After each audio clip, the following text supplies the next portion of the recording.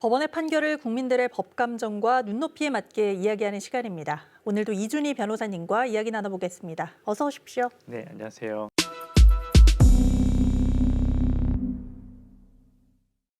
네. 자, 바로 오늘 이야기 살펴보면요. 지난 2021년 2월 19일입니다.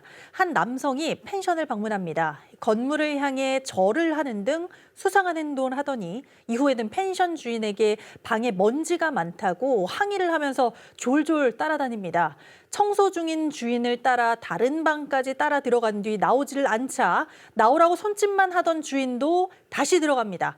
그리고 잠시 후 누군가 안에서 문을 닫고 70대 펜션 주인은 잔혹하게 살해당했습니다. 자, 변호사님, 이 지리산 펜션 살인 사건 어떤 판결이 내려졌습니까? 예, 1심에서 징역 20년을 선고받았습니다. 피고인은 1심에서 정신질환을 앓았다고 주장했지만 반영되지 않았고, 반면에 2심에서는 4년이 감형돼서 16년이 선고되었는데 정신질환도 인정이 된 바 있습니다. 무엇보다도 2심에서는 피고인 측에서 낸 1억 5천만 원이라는 거액의 공탁금이 양형에 반영된 면이 있습니다. 재판부도 반영을 했다고 판결문에서 밝혔고요. 하지만 애초에 30대라는 피고인의 나이 등을 감안해도 1심의 20년형도 좀 적어 보이는데 공탁금을 냈다고 해서 그보다 4년 적은 16년형을 선고하는 것은 좀 국민들이 이해하기에는 좀 많이 낮은 양형이 아닌가 싶습니다. 저도 역시 정신질환이라는 것을 핑계로 감형을 받게 되는 것들은 좀 사회적으로 거리를 뒀을 때는 이게 좀 합당한데 그게 아니라면 이렇게 해야 되는 이유가 있을까라는 생각이 좀 드는데요. 자, 이 사건이 논란이 된 게 방금 변호사님이 말씀하신 공탁금 때문도 있습니다. 공탁금을 유족도 모르게 기습 공탁했다가 4년 감형을 받고 난 뒤에 어이없게도 피의자가 이걸 다시 회수해 갔습니다. 유가족은 이 사실을 지난 6월에야 알았다고 하고요. 놀라운 건 이게 기습 공탁을 했다가도 다시 본인이 또 가져갈 수도 있나 봐요. 공탁이라는 것 자체가 피고인과 이제 피해자 측에서 이제 합의를 하면 네. 실제로 뭐 돈을 주고 받고 합의서 쓰고 하니까 문제가 안 되는데 결국 그런 합의가 안 되는 경우에 피고인 측에서 이제 일방적으로 이제 어느 정도의 금액을 공탁해서 가져갈 수 있도록 하는 것이죠. 근데 그 공탁이라는 것 자체가 자기가 마음대로 공탁했다가 또 필요하면 가져갔다가 당연히 이렇게 하면 안 되겠죠. 네. 공탁을 하면서 공탁금 회수 제한 신고를 합니다. 뭐 무죄의 경우나 이런 경우를 제외하고는 결국 피해자 측의 동의가 없으면 다시 회수하지 않는다라는 그런 제한 신고를 하는데 네. 이 사건에서는 그러한 제한 신고서가 아마 제출된 바 없는 것이 아닌가 싶습니다. 그렇군요. 공탁금의 정당한 절차를 거치지 않았기 때문에 감형을 받으면 안 되는 사람이 무려 4년이나 감형을 받았는데요. 이렇게 어떻게 일이 될까? 이런 일이 가능한 걸까라는 생각이 듭니다. 그러니까요. 방금 말씀드렸듯이 공탁이라는 것 자체는 기본적으로는 민사상 제도인데요. 네. 그런 형사적으로 공탁을 하려면 말씀드린 바와 같이 회수 제한 신고를 하는 겁니다. 그런데 이 사건에서 피고인 변호인이 하는 말이 우리는 회수 제한 신고를 한 적이 없다. 그래서 우리는 그냥 민사상 공탁을 한 것뿐이다라는 것입니다. 근데 이게 조금 실무상으로 어이가 없는 게 보통은 이제 형사 재판을 하는 경우에면 당연히 이제 형사상 공탁 그런 어떤 회수 제한 신고가 되어 있는 공탁을 하고 그것이 사실은 당연한 전제에 이루어지는데 그렇게 회수 제한 신고가 되지 않은 공탁임을 아마 법원 직원도 간과하고 판사도 간과하고 아마 그렇게 된 것이 아닌가 싶습니다. 참 황당하기도 한데요. 그래서 결론은 살인 사건의 피해자는 감형도 받고 공탁금도 찾고 한마디로 목적을 다 이룬 겁니다. 이 사건이 공탁금까지 회수를 해갔다 보니까 더 논란이 되기는 했는데 사실 일반 국민들이 볼 때 공탁금이라는 게 감형을 목적으로 하는 거다. 이런 인식 자체를 좀 가지고 있긴 하잖아요. 네, 맞습니다.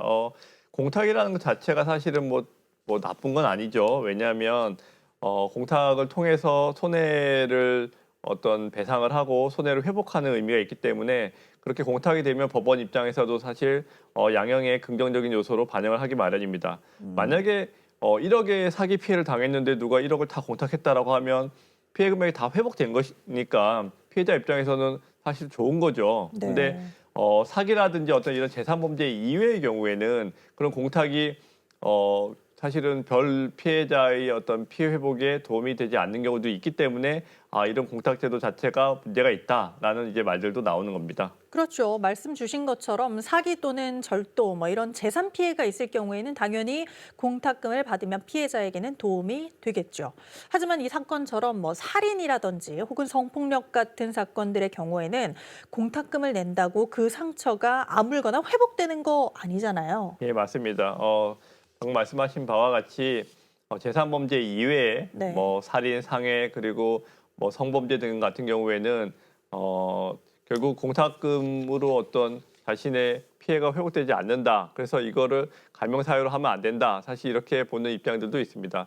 하지만 법원 입장에서는 어쨌든 피해 회복을 위해서 정신적인 피해든 피해 회복을 위해서 피고인 측에서 노력을 했고 그리고 또 많은 경우에는 오히려 피해자 측에서 아니 이 피고인 측에서 합의도 안 하고 공탁도 안 하고 그러니까 더 엄하게 처벌을 해줘야 됩니다. 이렇게 사실은 탄원하는 경우들도 있거든요. 네. 그러니까 큰 선에서 보면 공탁을 안 하는 것보다는 사실은 공탁을 하는 게 더 바람직하긴 합니다.